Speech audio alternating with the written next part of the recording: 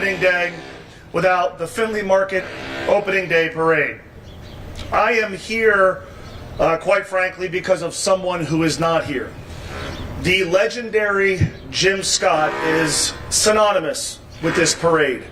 And I've watched him stand here at this podium talking about this parade, and more than anything else, I wish he was here performing those duties this year. But as you guys know, we lost Jim last summer after a battle with ALS.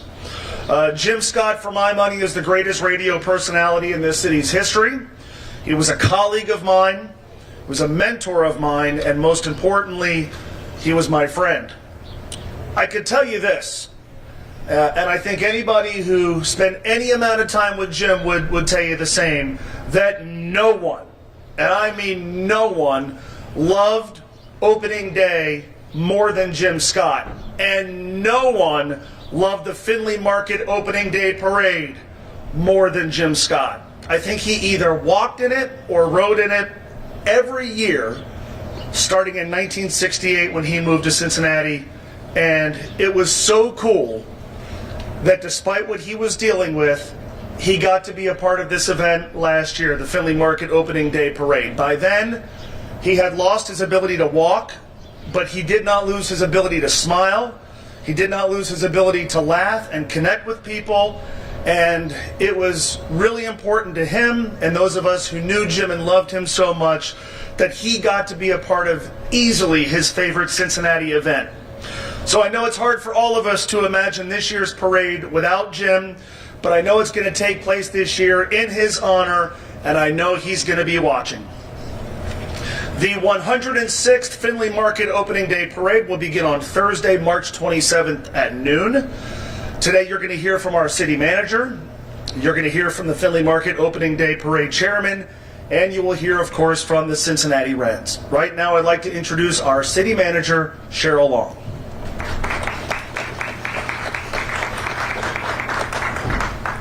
Thank you, Mo. As we gather here, there is a clear sense of excitement in the air, especially considering the winter we just had, you guys. A sure sign that spring is upon us, and with it, the return of baseball season. The Findlay Market Opening Day Parade is more than just a procession of people marching through the streets. It's a celebration of Cincinnati's deep-rooted traditions and a testament to how this city comes together as one big community. There's nothing quite like walking in the parade. It is my favorite event of the year. Seeing school groups lining the sidewalks, kids who are probably skipping school, holding their signs and cheering, parents and grandparents with little ones on their shoulders. I know the stories of many people who this is their time every year to allow their grandkids to come and have this a tradition of their family. I've heard it, and this is huge. This is stuff that Cincinnati does, and we do it well. We are about the families. Fans are watching from their office windows. Me and the mayor are competing to see who can slap the most hands and who does not lose their breath doing so. Catching a glimpse of the excitement, it is a day unlike any other. This enduring tradition wouldn't be possible without the dedication of many. I just was talking to a committee member who's been doing this for 20 years. Volunteering, that is huge. Kudos to them. I want to take a moment to take the parade committee, who put on so much time and energy into making this parade happen every year. And of course, a huge thank you to Cincinnati Reds for creating such a memorable experience for fans every game. Now it's my pleasure to introduce Neil Lucan, parade chairman, who will share a preview of this year's parade and announce the 106th Findlay Market Opening Day Parade Grand Marshal. And one more thing, I also always want to thank Team Cincy. My police, our fire, the permitting process, we work so hard to make sure that this is an amazing event for everyone else as well. So, Neil Lucan, come on up. Thank you. Hi, everybody. Thanks for coming down. I want to elaborate on a little bit of what Mo said there about Jim Scott. I mean, just an absolute icon to the city and an icon to the parade. And I just want to thank everybody for last year. Everybody that made those signs for him when he was driving down the street. I think you were doing a radio show, but there's some lady who had ALS asked everybody to make these signs. People, the whole parade route, strike out cancer, hit a home run, Jim, we got you, Jim. Lou Gehrig gave a speech, and ALS is kind of synonymous with baseball. And when Lou Gehrig got up there and said, I feel like I'm the luckiest man in the world today, I wanted Jim Scott to feel that last year, riding down the street in a parade. Even in his last days on this earth, I wanted to give him that special thing. And I have to say, Cincinnati, without a doubt, came through and made Jim Scott feel like he was the luckiest man in the world that day. And Jim, we love you so much. That was one of the best moments of my life, seeing that. You were right behind me in the parade, and I saw all that. And I've talked to Donna since then, his wife, and just one of the happiest days ever, and one of the lasting memories ever of opening day. Now I'm going to move on to this year's parade. And while we're still talking about Jim, as part of the ceremonies for this year's parade, we're actually going to have a street dedicated down here on Race and Elm, right there by Alabama Fish, is Jim Scott Way, to honor where the parade starts. And we're going to get a bench put out here for people to sit here and look at the Findlay Market, a bench in honor of Jim. And we're going to have a saying on there, he never met, let me get this straight here, who never met a stranger and always had a kind word for everybody. So we're having this bench sitting out here, and everybody can do that in memory of Jim. He is such a special person. Like Mo said, if you ever met him once, he was a friend of yours forever. And I just can't say enough. We're going to move on to this year's parade. The parade committee is working hard to put out an outstanding lineup this year. We'll unveil the whole lineup here in the next few days. I really want to put a congratulations out to Erin Matulis.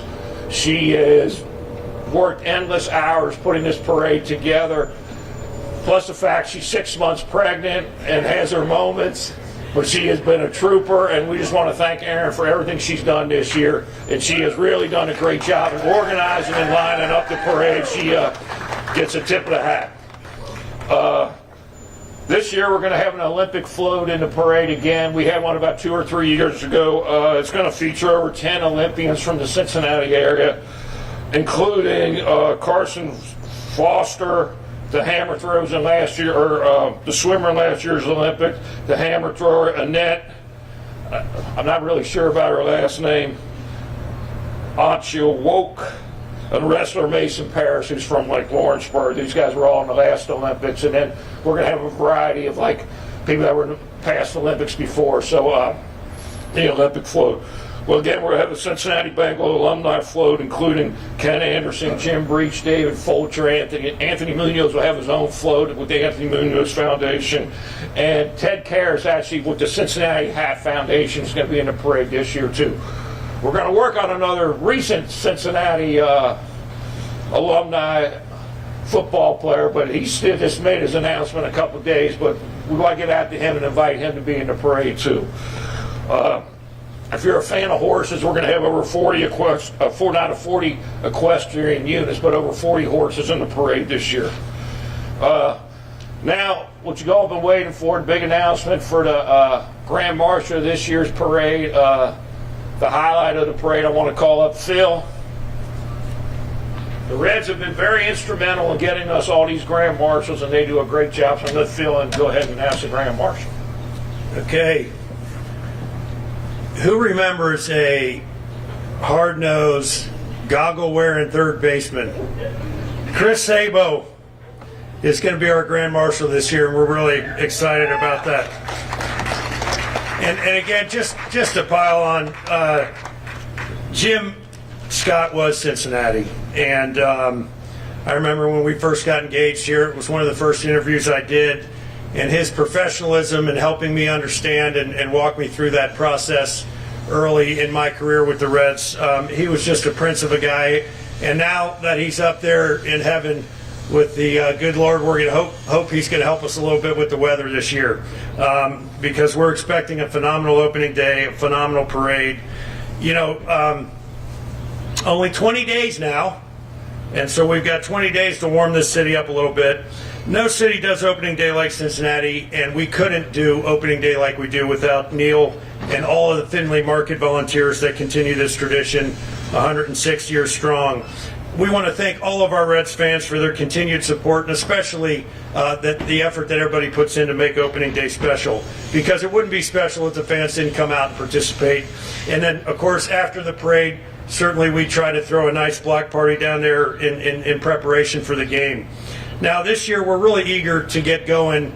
Spring training's gone great. The mood, the atmosphere out in Goodyear is amazing. We had over 20 guys show up a week or two early for camp, so that tells you they're hungry, they're ready. And Terry Francona joining this organization, we couldn't have asked. That was our absolute top on the wish list guy, and for him to be joining this group, it's the right guy at the right time, and we couldn't be more excited about Terry and what he's going to do with this ball club. We can't wait to see everybody at Great American Ballpark. We've got a couple other big things happening this year. We are going to be in the inaugural MLB Speedway Classic in August, and it's going to be exciting because we are going to have, for opening day, we're also going to have the two-time Daytona 500 winner, Michael Waltrip, is also going to be here in an honorary Grand Marshal. He'll be in the parade, and then also you'll see him on field pregame. And I want to talk a little bit. You know, we're always going to be doing all the things that we do to make our game day special. So you can expect fireworks, Fridays, bobbleheads, great post-game concert lineup. We've got one pending that we can't announce yet, but it's going to be big when it comes out.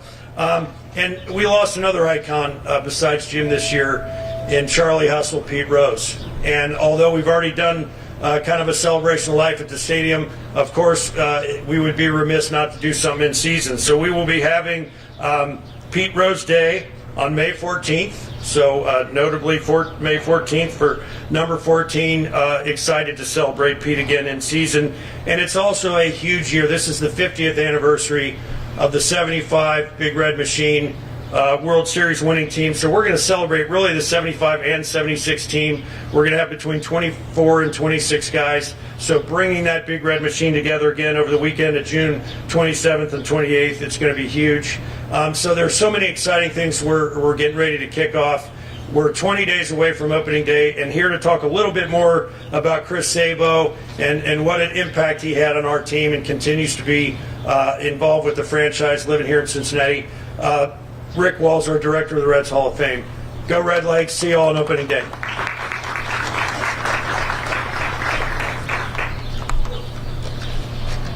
I got to call Chris and tell him he was going to be the Grand Marshal. He was really excited, and I think he would want me to talk about not just him, because he's a pretty humble guy, but about his team a little bit. Because when you look back in Reds history and you think about teams that connect with the community and the fans in a special way, it's kind of like what's happening now with the current club and how the enthusiasm around the Reds and the new manager and the blossoming talent that we have is really generating a ton of excitement. But in 1990, the Reds captured the hearts of fans everywhere when the Lou Piniella-led Reds went wire to wire in the regular season, persevered in a hard-fought divisional series against the Pirates, and then upset the heavily favored Oakland A's in the four-game sweep of that World Series.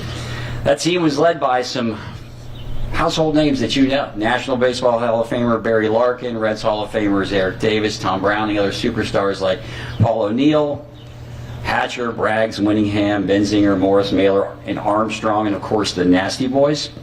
It's a great example of a team that wasn't expected to do a lot, but pulled it all together to win the championship and what Marty Brennaman called the improbable. So in that list of names, I left off one purposely, right? Our favorite third baseman, Chris Sabo. He's the opening day parade Grand Marshal. He played the game like Pete Rose did, and he talks a lot about how he looked up to Pete. Pete managed him, and I think that's kind of meaningful that he is the Marshal this year in the first season that we won't have Pete around with us, and when the Reds are wearing number 14 this year on the jersey. Like Pete, he was a pure ball player, dedicated to his team and winning. the guy they called Spuds McKenzie. And as Phil said, he wore those Rex Specs goggles over at third base. He's a Reds Hall of Famer. When you ask Cincinnati fans what they like in a player, what do they say? They're going to tell you they like hustle, they like hard work and determination. And these were the hallmarks of probably the most accomplished third baseman in Cincinnati Reds history. So throughout the game and the years, everything has changed, of course, in baseball, but the one constant is the fans and is the connection of that team and our players to the city. So Sabo broke onto the scene in 1988, earning an All-Star Game appearance and also Rookie of the Year honors. During that 1990 championship season, he led the club in home runs, doubles, and runs scored. He was never one to seek the limelight. He let his performance speak for themselves. In the World Series that year, this is pretty amazing. A .563 batting average was the second highest on the team, included a two home run, 3 RBI performance in Game 3 of the World Series when they won 8-3. He's a great defensive third baseman. He twice led the National League in fielding percentage and finished second in the league once. And in 2010, he became the third baseman inducted into the Reds Hall of Fame, joining others, Heine Groh and Bill Werber. We always say that once a Red, you're always a Red. And Sabo is a great example of that. He makes regular appearances at Reds Fest, on our caravan, at the Hall of Fame, and many other activities around the city. He's a great ambassador to the club.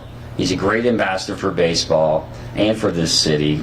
It's exciting and fitting that he's going to be the Grand Marshal this year. So without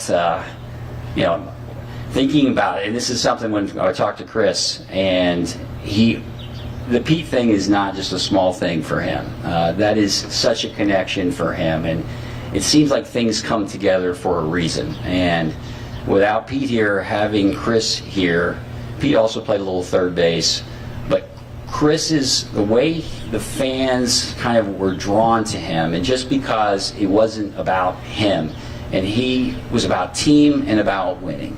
And that's really what baseball is all about, is bringing together. And baseball has always been that bonding influence, bringing this city together. And this city celebrates opening day like no other city. And it's proud to be where I stand at the Reds Hall of Fame, where we are celebrating what baseball and the city are all about. And I know that you guys all here join me in that, and Chris Sabo is going to do that as well on opening day. Thank you.